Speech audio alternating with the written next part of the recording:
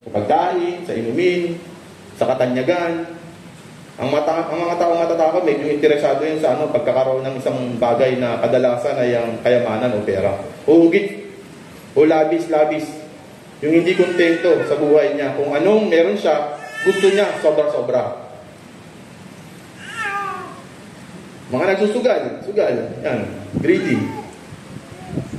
Gusto magagat ng malaking pera. Ganyan ako noon, 15 years ago. Gusto kong susugal ako. Matay ako loto. Kasi bakit ko gusto ng loto? Gusto ko ng,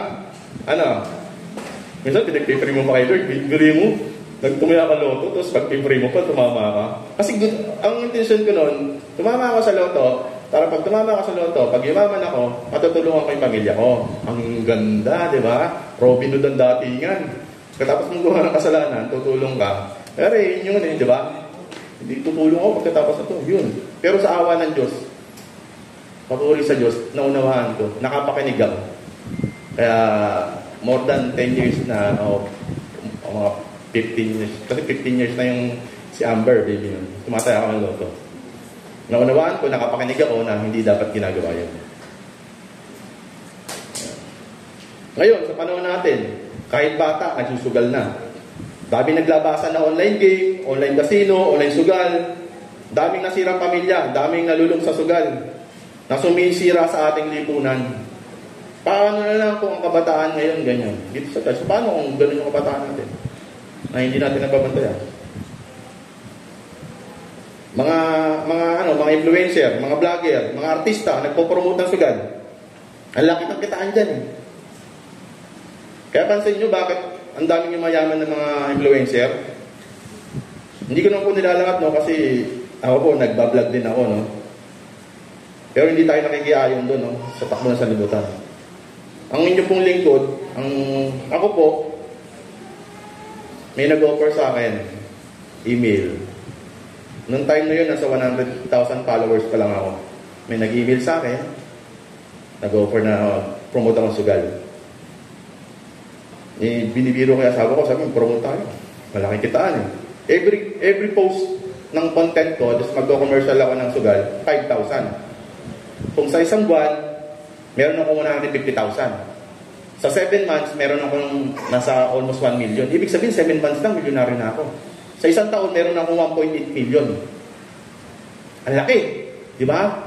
Kung titignan mo, pagtatrabaho ko ng ilang taon to, bago kitain Pwede kang so, tapos yun, mas malaki pa yung offer pag mas malaki yung followers mo. May mga kapatid tayo na hindi ko na babanggitin ng mga influencer din na nahulog dun. Dahil sa kahirapan, sinubukan yung gawin. Pero inamin niya yun, binlag niya, tinalikuran niya yun. Dinayal pa siya nung una, pero bandang huli, inamin niya. Anong purpose? Kung sa libutan, siguro ang ating isipan, baka nag-promote din tayo, biruin mo, sobrang laki ng kitaan. Pero sa awa ng Diyos, nakapakinig tayo, alam natin yung tama't mabuti. Hindi po dahil ako yun, dahil po yun sa Diyos. Kasi kailangan natin makapakinig. Hindi pa pwede napakinggan mo, hindi mo gagawin. Yung fake Christian ka. Pag narinig mo na nga ito, mong gawin Pero gagawin mo pa rin, hindi ka talaga tumanggap sa Panginoon. Binaliwala mo yun. Yung dugo ni Kristo. Selfish. Lacking of consideration for others, own personal profit or pleasure. Almost same sila ng greedy person. Almost same lang. Proud or arrogant. Feeling pleasures or satisfaction as a result of one achievements. Kumbaga lahat, ikaw yun. Hindi mo kini-credit kay Lord. Ako magaling. Ako to. Lahat sa'yo. Yung mga achievements mo, wala si Lord. Ikaw lahat. Iba yung proud sa nakagraduate yung anak mo, yung proud ko sa anak mo, ganyan. Pero credit lahat, Panginoon. Lahat ng meron tayo, i-credit natin yan kay Lord. Hindi yan dahil magaling ka o kahit ano pa. Kaya ka naging successful, lahat yan dahil kay Lord. Huwag natin i-claim na tayo yan. Lahat yan, inasa natin sa Diyos. Dahil yan sa habag at awa ng ating Panginoon. Materialism. Lahat ng bagay na sobra-sobra o bagay na hindi mo na kailangan, ito yung tukso na natukso ka na gawin, ito yung priority mo, mas dapat na unahin mo yung Panginoon, pero iba yung una mo, yung gusto mo, yung wants mo. Hindi mo na magagawang tumulong sa kapwa mo o sa kapatid mo o magbigay pa ng sa iglesia. Minsan, ang mangyayari niyan, priority mo pa yung wants mo bago ka magbigay sa... Kasi hindi mo magagawa na eh. Kunwari na una yung wants mo, yung needs mo, tas wants mo. Minsan, yung pagtulong, tira-tira na lang. Minsan, yung mapupunta sa Diyos, tira-tira na lang. Warrior din siya. Itong farmer na to. Bakit warrior siya? Biruin mo, ang laki na ng ani niya, ang dami niya ng ani, papasira niya pa yung kanyang yung baka ng ani para magpagawa ng malaki. Kaya warrior din siya. Mababasa natin sa Luke 12:22 hanggang 26 at sinasabi niya sa kanyang mga alagad, kaya sinasabi ko sa inyo, huwag kayong mga balisa sa inyong pamumuhay kung ano inyong kakanin kahit sa inyong katawan, kung ano inyong darapnin, sapagkat ang buhay ay higit sa pagkain, at ang katawan ay sa damit. Wariin ninyo ang mga uwak na hindi naghahasik, hindi naggagapas man, walang bangan, ni kamalikman, at sila'y pinapakain ng Diyos. Gaano ang kahigitan ng kahalagaan ninyo kaysa mga ibon? At sino sa inyo ang pagkabalisa ay magkapagdaragdag ng sikot ng sukat ng kanyang buhay? Malinaw dito na huwag tayong mag-alala. Iasa natin kay Lord. Ako, ilang beses na, nakikita nyo lang po na okay kami, pero ilang beses na zero kami. Hindi nyo lang nakikita, pero ilang beses kami na zero. Ibig sabihin zero, yung wala nang bubunutin. Alam na mga kapatid dyan, nung may dinanas kami na sobrang pagsubok. Alam na mga kapatid dyan. Sino nakakaalala ng cellphone? Kwento ko ng cellphone. Ano ba? Kapatid, paki-video nga ito. Para medyo magpahinga yung kaba ko. Yung nakabahan ako eh.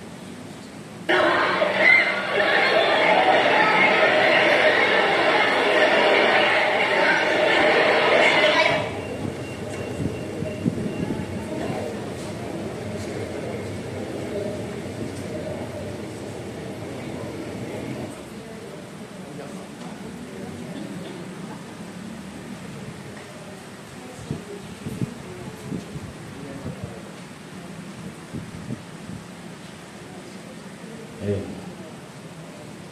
Yan, para hindi na ganong maba, kaya gananon ko na lang. Kasi pag iisa-isain ko yan, sobrang dami nang hindi natin napapansin. Okay? Okay lang, sandit lang, mga 1 minute lang. Naalala niyo yung kwento ko sa cellphone ko? Yung, kailan ako nag-message nun? Last year. Yung tungkol din, siguro, praise God, hindi ko napunta ulit sa akin yung message na ganito. Sa pamamagitan ng ating kapatid na Buy-Buy, ang message ko nun tungkol dun sa binata na ayaw, di ba, gusto niya sumunod sa Diyos pero pinapaiwan sa kanya ng Diyos, kaya lang pinili niya yung gusto niya. Cellphone ko, eto, share ko lang ulit.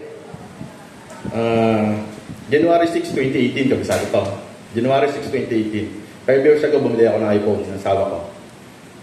Dahil nasara ko ng isang kasamaan ko, meron kami meeting. Kasama mo yung mga executive, mga matataas na tao doon sa industriya na ka na bibilangan ko sa industriya namin, sa furniture. Nandun doon yung mga may-ari ng company, saka yung mga manager position. Lahat, siyempre, nasa long table kayo, magkakasama kayo, long table. Lahat nakalapag yung cellphone. Nakalapag yung cellphone. Alam niyo yung Galaxy Y, yung maliit? Ay, yung cellphone ko nakalagay doon. Proud ako, lahat sila. Ang gaganda ng cellphone nila. Siyempre, ako, proud pa rin ako. Kasi hindi ko naman pansin eh. Wala akong pakialam kung ano yung basta gumagana yung cellphone ko. Nakalagay na ganyan yung cellphone ko, Galaxy Y. Pero after ng meeting, nilapitan ako ng isang manager ng isang company. Bro, ikaw yung top supplier. Kasi ko pa yung manager sa company nyo. Tapos cellphone mo, Galaxy Y. Ginanon ako. Pinito ko sa misis ko. Pag uwi ko, parang naawa yung misis ko sa akin. Ayaw ko pa rin.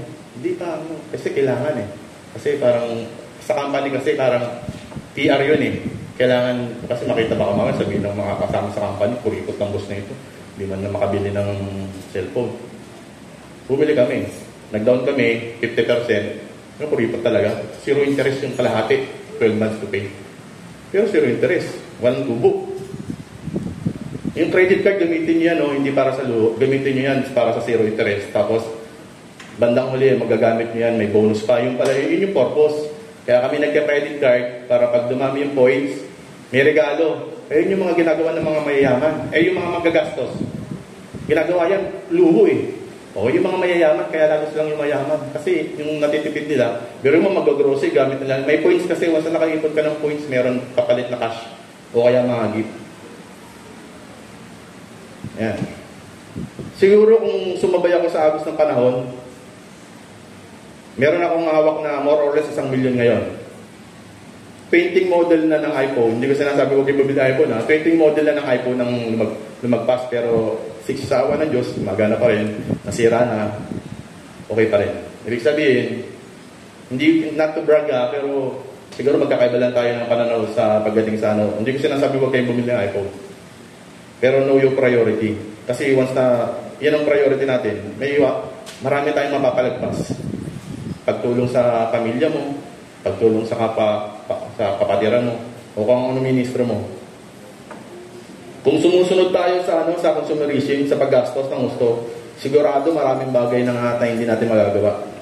Yan, yung pagtulong. Anong point dito? Unahin natin ang needs natin sa pagtulong sa kapwa. Yan ang dapat mindset ng isang Kristiyano bago ang wants natin.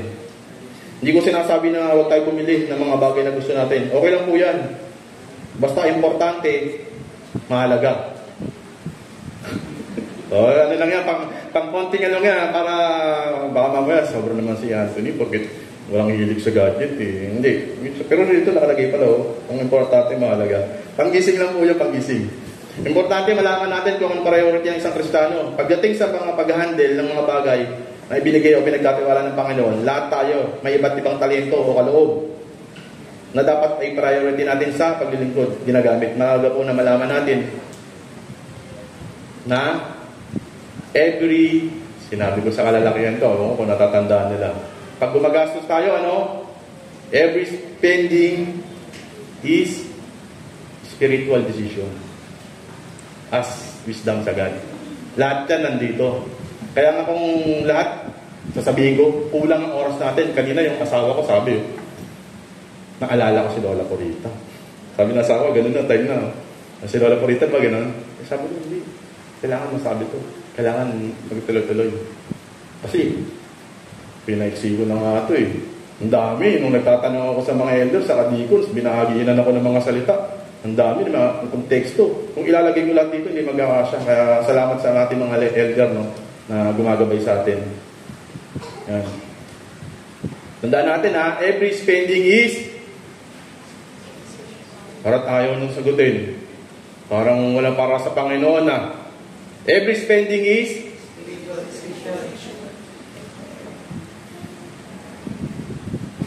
sabi dito sa Galatians 5:21 hanggang 23.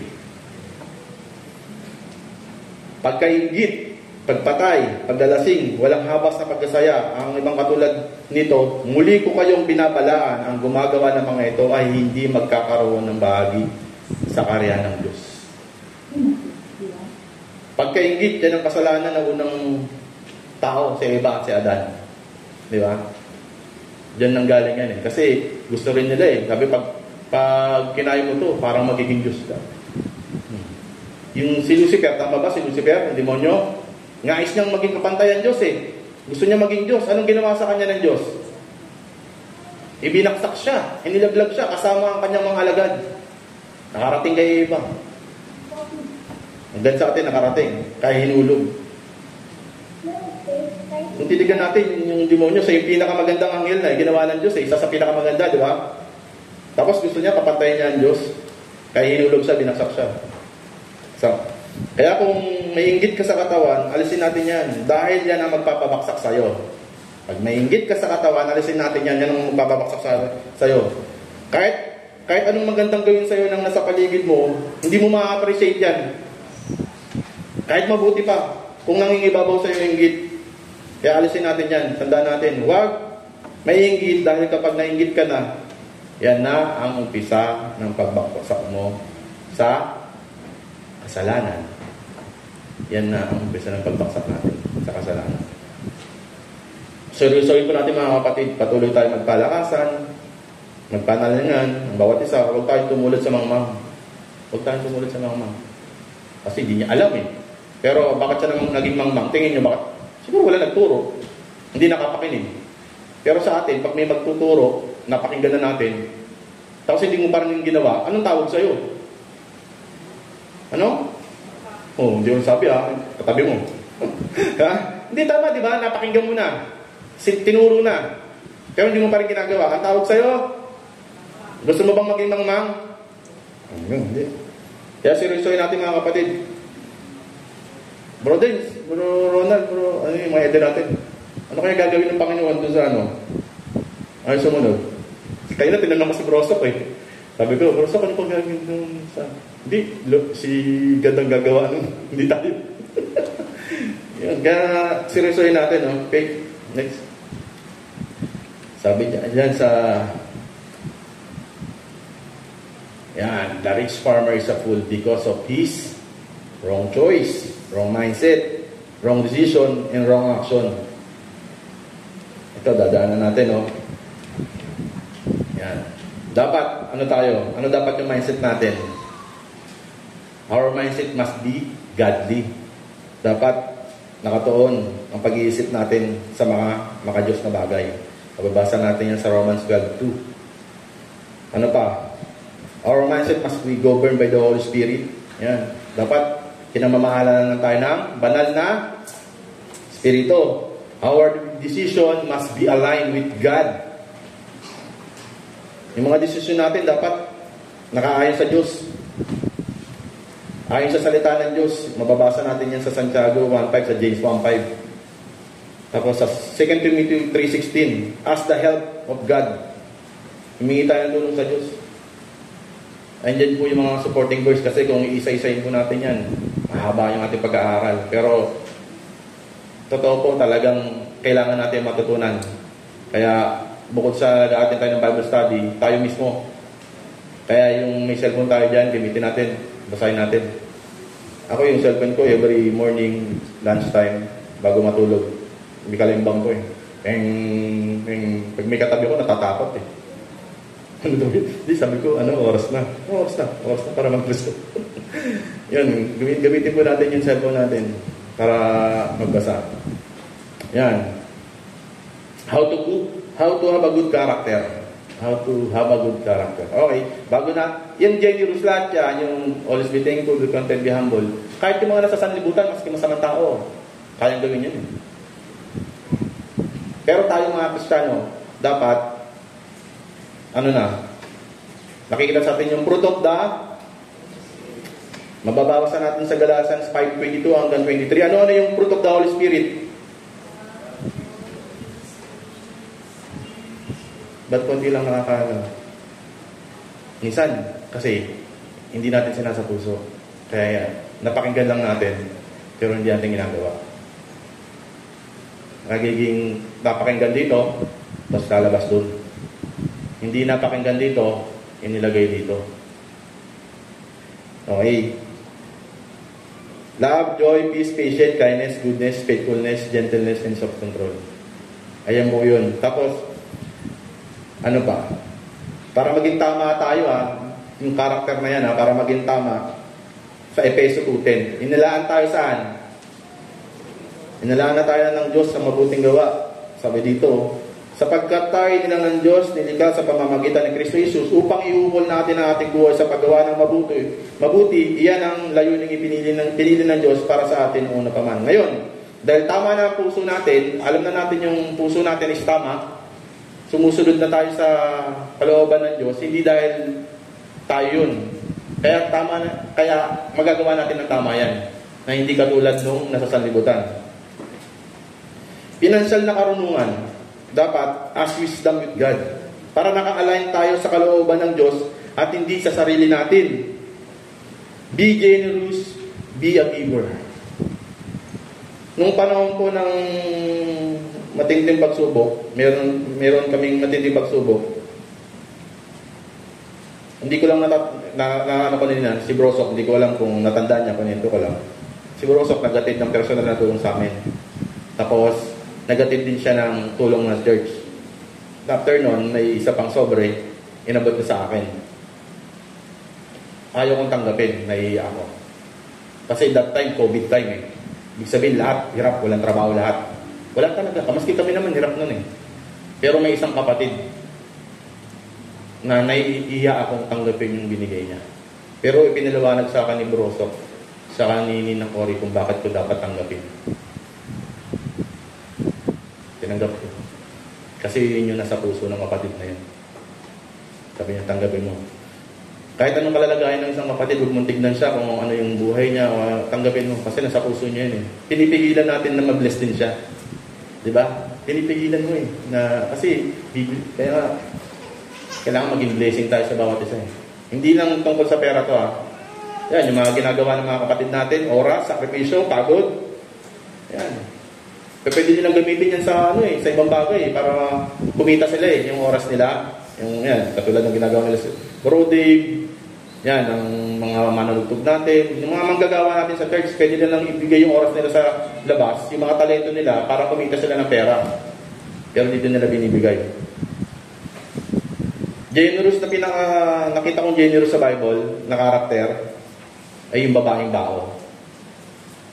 Yeah, yung babaeng bao, dito sabi dito sa ako ni Lucas, sinabi ni Jesus, sinasabi ko sa inyo, ang totoo, mas malaki ang ibinigay ng biyudang iyon kaysa sa kanilang lahat, sapagkat silang lahat ay nagbigay galing sa sobra nilang pera. Pero ang biyuda ay nagbigay sa kabila ng kanyang kahirapan, ibinigay niya ang lahat ng kanyang ikabubuhay. Ibig sabihin lahat. Yung kakainin na lang niya para sa sarili niya, pero ibinigay niya pa rin.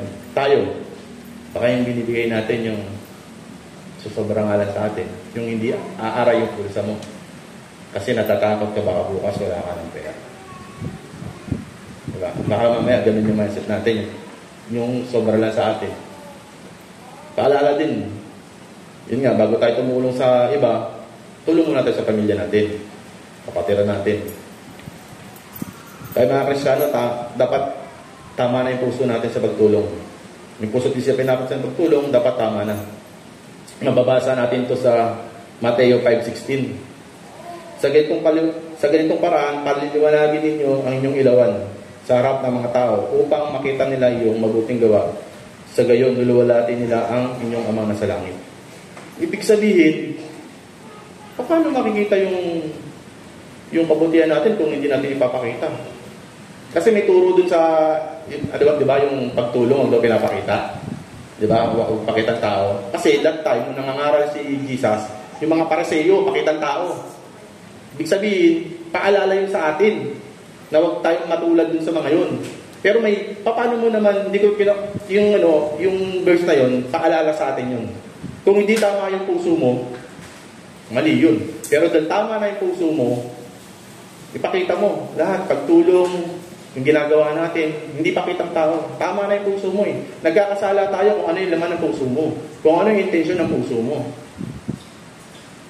Kasi baka mamaya kaya ginagawa mo yun kasi gusto mo ikaw yung bida, ikaw yung lahat. Di ba? Pag hindi tama yung puso mo, huwag mong gawin. Tama mo muna yung puso mo, yung intention mo. Pinaka-generous, alam natin. Sino ang pinaka-generous? God. Alam natin, mabuti. Saka sama-sama eh. Di ba? Kumbaga, nagbibigay siya eh. Sabi sa Mateo 5:45 din, upang kayo maging tunay na mga anak ng inyong Ama sa langit, sapagkat pinasisikat niya ang araw sa mabubuti, gayon din sa masasama. At nagpapaulan siya sa mga matuwid at di sa matuwid. Bakit ginagawa ni Lord yun? Tingin nyo. Baka mamaya babuksan yung kaisipan nila o yung puso nila. Di ba? Kaya ginagawa ni Lord yun. Ganun. Walang favoritism si Lord. Lord mo, sama-sama na ito. Bakit siya? Bakit ito mabuti? Malinaw naman eh. Mabuti at masama eh. Pero pagising nila, may araw sila, may tubig sila, may hangin. Oh, ito, sabi sa Malakias 3:10, sabi niya, dalhin ninyo ang buong ikasampung bahagi sa kamalig upang magkaroon ng pagkain ng aking bahay.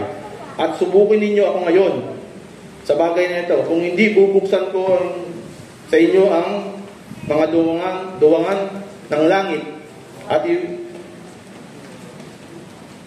ihulog ko sa inyo ang isang pagpapala na walang sapat na silid na kalalagyan. Ang linaw, bro. Ang linaw, bro. Minsan tayo lang yung nagtitipid eh. Kumbaga, nagiging maramot tayo. Pag naunawaan nyo yung ganito, wala. Iasa nyo lahat kay Lord. Huwag kayong magduda kahit saan. Iasa natin sa Kanya. Yung may pinagdadaanan ka, iasa lahat natin kay Lord. Kung isipin yung bukas, hindi mo nga alam bukas kung gising ka pa eh. Kung magising ka pa eh. Mabayaan mo, maproblema yung bukas. Lahat ng buhay natin, iasa natin sa Diyos. Lahat ng tungkol, lahat sa pag-handle ng tinatamasa natin ngayon. Lahat, tinuturo na dito eh. Ayaw na natin sumunod.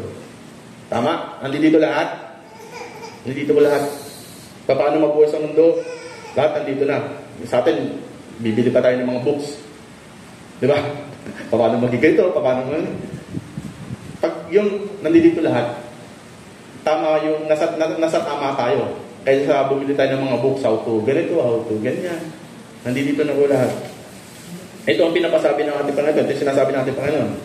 Sabi sa Mateo 6:33, but seek ye first the kingdom of God and His righteousness, and all these things shall be added unto you. Malinaw po ang sinabi. Unahin natin ang Panginoon at lahat idaragdag sa atin. Pero nung panahon ng COVID, ano nangyari? Panahon ng COVID, sa dami na naglalakihan na church, sa dami ng mayayaman na Kristiyano, kailangan ng mga extra facilities. Ang daming bakanting malaking church, magagandang building. Eh, ba't di pinagamit? Tapos itong mga nasa gobyerno natin, paggawa ng mga bago. Turi mo, may pandemic na, pera pa rin ang iniisip. Negosyo pa rin ang iniisip, overpricing ng mga bagay. Ganun ka-greedy ang tao. Kutusin, wala magugutom nun, pandemic. Kasi mayayaman lahat eh. Ang daming mayayaman na mga sektor ng lipunan eh. Mapagobyerno, mapaprivate, mapa-church. Bakit marami nagutom? Kasi ang tao dito nakatingin sa kayamanan dito sa mundo. Ayun po yung katotohanan. Pero mo, dumadaan tayo sa pagsubok, tapos may mga ganun, di ba? May financial na karunungan. Pag financial na karunungan, ask wisdom with God. Sa Diyos tayo lumapit para naka-align ito sa kalooban ng Diyos at hindi sa sarili natin. Tayo na, wala yung asawa ko. Medyo anayin ko lang. Ayun, nandiyan yung asawa, hindi ko kunin ito. Anak ko. Ayaw ko kung ano eh. Nung nawala yung baby namin, di ba nawala?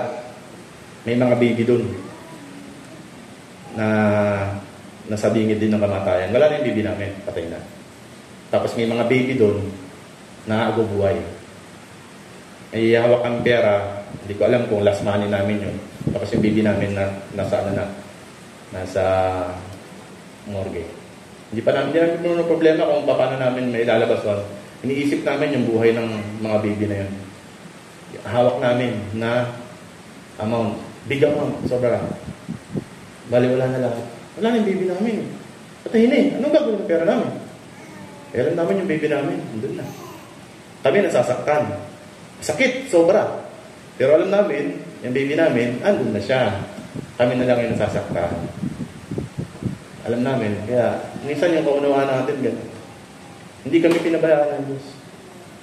Dumating ulit pagsubok. Zero ulit kami. Hindi kami pinabayaan ng Diyos. Pabid ako, zero. As in, walang natira na savings. Kasi pandemic nga eh. Kasi ganun talaga lahat. Pero, hindi mapalitin yung bilan ko. Tapos walang pambayad sa ospital. Tapos ako nasa ospital, puro utang. Pero hindi nagkulang ang Diyos. May mga kapatid na ginamit. Yan, si Mami Jack, hindi ko na ako nito. Baka mamaya maiyak yung asawa ko eh. May ginamit yung Diyos. Pero salamat sa Diyos. Pag may pinagdadaanan ka, sa Kanya ka lang lumapit. Wala rin. Yung mga tao sa paligid mo, gagamitin lang ng Diyos yan. Sa Kanya ka na lumapit. Kung nahihirapan ka, sa Kanya ka lumapit. Study what the Bible about giving. Lahat po yan nandito sa Bible kung paano tayo maging giver, generous. Give regular sa church. Find charities. You can support maraming pamamaraan para tayo maging generous. May mga kapatid tayo nangangailangan. Hindi mo kailangan ipagdikdikan o mag-usap-usap tayo. Ikaw kung nasa puso mo, kung ano yung tulong mo, serbisyo man yan, financial man yan, lahat. Pwede mo itulong. Dahil sa Diyos tayo nagtitiwala. Yan. Leisure, lifestyle, luxury life. Mag-isip tayo kung labis na ginagawa natin. Baka hindi natin napapansin. Gina-justify lang natin para maging convenient lang tayo. Pansinin nyo, yung nagtatrabaho, kumakain, natutulog. Yung iba may bisyo pa. Yung tambay, kumakain, natutulog. May bisyo pa. Wala. May ipon, wala. Yung nagtatrabaho, may ipon. Yung tambay, puri mo, o di parehas.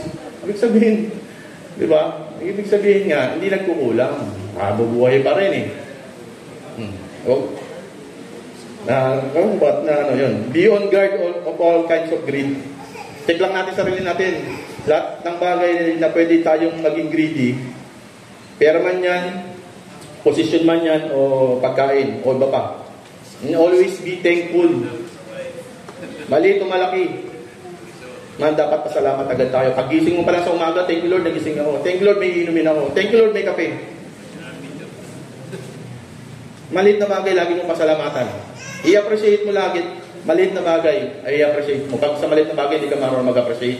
Minsan, baka mamaya, pag binigyan ka ng blessing ni Lord, ng pagpapala ng Lord, hindi ka handang tanggapin kasi hindi handa yung puso mo eh. Baka mamaya, hindi lang tama yung puso mo. Hiling ka na ng hiling kay Lord. Puro at tayo hiling. Gawin na muna natin tama yung puso natin. Humingi muna tayo ng kaalaman sa Diyos. Ibibigay ng Diyos yan. Kasi pag hindi tayo ready, baka mawala lang yan. Tignan mo, yung iba, tumama ng loto. After 1 year, wala na. Kung mahirap siya, mas naghihirap pa siya. Kasi hindi handa yung puso niya. Hindi niya alam kung paano i-handle.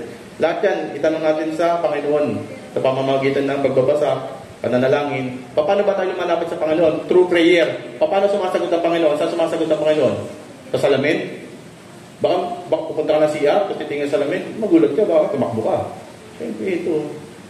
Igagay tayo ng Holy Spirit. Babasahin natin ito. Maski talinghaga nandito, mauunawa natin ito. Kasi may guidance tayo ng Holy Spirit. Tapos gagabayan tayo ng ating mga elder pag medyo malalim na. Andiyan sila, magtanong tayo. Sabi dyan, be contented. Be humble. Lagi maging grateful. Sinabi ni Pablo, ito, sapagkat natutunan ko maging kontento anuman ang kalagayan ko. Mabasa na sa Philippians 4:11 yan. Paano natutunan ni Pablo ang maging kontento? Nagtiwala siya kay Kristo Jesus. Sinabi pa ni Pablo, kaya kong harapin ang kahit anong kalagayan sa pamamagitan ng tulong ni Kristo na nagpapatatag sa akin. Yan. Action must be aligned with God, based on God's Word. Dapat nakaayon sa Diyos, batay sa salita ng Diyos. Yan, let's do everything for God. Yan yung mga supporting verse natin. Dapat ang action natin nagsasalita sa atin sa pamamagitan ng Diyos. Dapat hindi lang yung puro salita, may kasamang pagsunod. Yan. Dapat naka-align na tayo sa Diyos. Next. How to be a wise man in the Bible. Yan. Nakikita natin dyan, mga supporting verse. Wise people listen to good advice. Ang matatalino tao ay nakikinig sa mabuting payo. Sabihin, yung mga elder natin, tingin nyo, mabuti ba yung payo sa atin? Huwag tayo makinig doon sa labas, yung payo nung sa labas ha. Kasi kaya sila nandyan, pag may gusto tayong itanong, medyo malalim na nga, tanong natin sa mga elder natin. Tutulungan nila tayo. Pero siyempre, basahin natin yung Bible. Bago natin sila tanongin, baka may bigla ng tanong, basahin mo muna yung Bible. Tapos pag tignan mo, bro, tama ba yung konteksto na ito at yung pagkaunawa ko? Yun, sabihin, may nag-guide sa'yo. Magtanong ka dun sa matatalino. Yung mabuting payo. Huwag din sa sanglibutan. Wise people listen to correction and rebuke. Ang matalino ay nakikinig sa pagtutuwid at pagsaway. Sa Kawikaan 9:9. Wise people listen to hear the word of God. Jeremiah 19. Yan, nakikinig. Nakikinig sa salita ng Diyos. Wise people keep the law of God. Tinutupad ng matatalino tao ang kautosan ng Diyos. Wise people listen.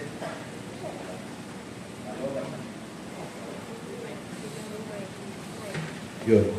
Wise people keep the law of God.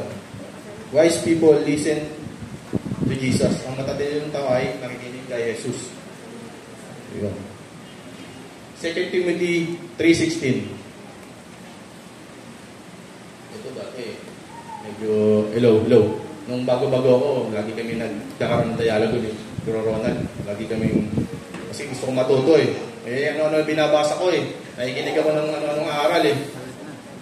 Tapos binagsak ni Ronald to. Sabi, bro, basahin mo yung 2 Timothy 3:16. Ang lahat ng kasulatan ay kinasiyahan ng Diyos, ay mapapakinabangan din naman sa pagtuturo, sa pagsansansala, sa pagsaway, sa ikatututo na sa katwiran. Tahimik na ako. Ibig sabihin, ito, lahat to galing sa Diyos. Lahat to. Kung may mga mababasa tayo dito na mga ibang salita na galing doon sa kalaban, history lang para maunawaan natin. Pero lahat to kinasiyahan ng Diyos. Anong moral lesson natin? Yan. The lesson that we could get from the rich fool parable is that we should not store up wealth on earth, but we should store up treasure in heaven by doing what Jesus said to do, like helping the poor. The reason why people store up wealth because they want all the comfort of this world. The parable of rich fool is about avoiding materialism. To be materialist is to treat materials as idols by putting them in place reserved only for God. Lahat ng bagay, kunwari, wala akong example kunwari si Bro Ronald, priority lang lagi niya yung asawa niya. Ay, Diyos niya na si Carol. Kung ibig sabihin, kung ano yung pumapalit dun sa Diyos, yun yung priority mo. Yung trabaho mo, yung school mo, yung career mo. Pag yun na yung priority, yung pag mulat pa lang ng mata mo, hindi mo pa kinakausap yung Diyos, doon ka na agad, ayun yung priority mo. Ibig sabihin, lahat na pwedeng pumalit dun sa place ni God. Pwedeng yun na yung Diyos mo. Pwede na yung nagiging Diyos-Diyosan mo. Hindi lang yung Diyos yung mga ginagawa ng iba na santo. Yung Diyos-Diyosan mo, yung priority mo nandito sa sanlibutan. Yan po yun. Yan. Ano ba yung moral lesson natin dito? Jesus Christ remind us tungkol saan? We are to be rich towards God. Mababasa natin sa 1 Timothy 6:8. Ngunit ang pagsamba sa Diyos ay kasiyahan, ay malaking pakinabang. Ito ay sapagkat wala tayong dinalang anuman sa sanlibutan. Malinaw na wala tayong madadalang anuman muli rito kung tayo ay may pagkain at pananamit, masaya na tayo sa mga ito. Matuwa na po tayo, masaya na po tayo. Magpasalamat tayo.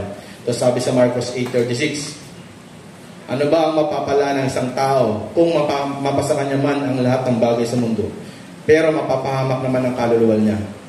Magkasing tayo ng lubos sa katotohanan na lahat ng tinatangkilik natin ngayon, lahat yan lilipas. Lahat yan maglalaho. Huwag mo antayin na mawala sa mundo tayo bago tayo sumunod. Huwag natin antayin. Kasi, saka na ako susunod. Saka na ako gagawin. Saka ako na... Kasi, di ba, kunwari, malakas ka ngayon, hindi mo alam. Pwedeng mamaya nga eh. Kaya nga pag may nag-iimbit dito, kailan pa, di ba? Pwedeng nga mamaya, hindi natin hawak yung buhay natin eh. Kaya ako malaking pasalamat ko sa Diyos nung dumaan sa matinding pagsubok. Mas lalo ko pang naunawaan ang buhay. In life and death. Thank you, Lord. Dahil kung naunawaan mo na, tapos dumaan sa akin yung pagsubok mo, lahat kinakausap ko yung tao na sa paligid ko. Yung nurse, doktor, yung janitor, pati sa Facebook. Pinukwento ko yung kay Lazaro. Yun ang kwento ko sa mga pinagsisiran ko sa kanila. At hanggang ngayon, lagi ko tinatanong pag yan, pag natin may binabahaginan ako, lagi kong tanong sa kanila, bro, sis, friend, tingin mo, pag natapos na yung buhay natin dito sa mundo, tingin mo, saan ang punta mo? Yun lagi. Kailangan alam natin yun. Yun, start conversation na, share Jesus. Hindi mo kailangan sa work mo, pwede.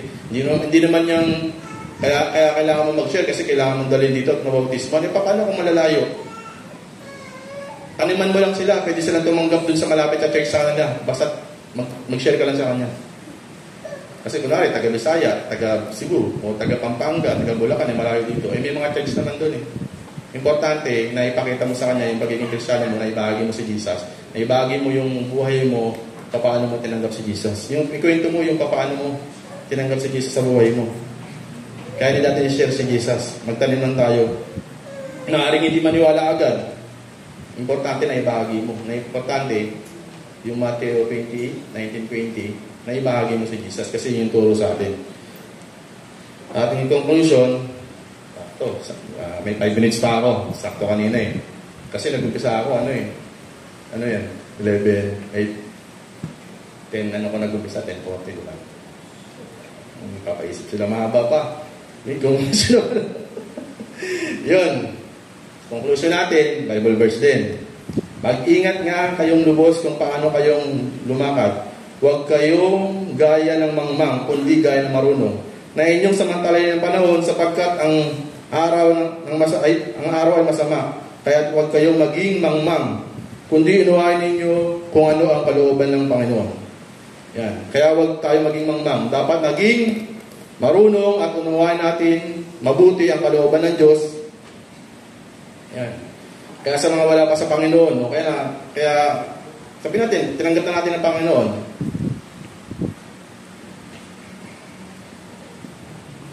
Pero wala tayong magagawa kung wala tayo sa Diyos. Pag namatay ang ating katawan lupa, lahat tayo mamamatay, di ba? Lahat tayo uhusgahan ng Diyos. Mabuti man o masama, uhusgahan ng Diyos. Kaya tayo ay kay Kristo na ay manatili sa Kanya at magpatuloy. Dahil wala tayong magagawa kung hiwalay tayo sa Diyos. Ang ating pag-asa ay ating Panginoong Hesus Kristo. Tanggapin natin na tayo ay makasalanan. We are going to die. Lahat tayo uhusgahan. Hindi natin kayang iligtas yung sarili natin. Only hope is Jesus. Praise God po, and to God be the glory. Sa Kanya po lahat ng kapurihan. Salamat po.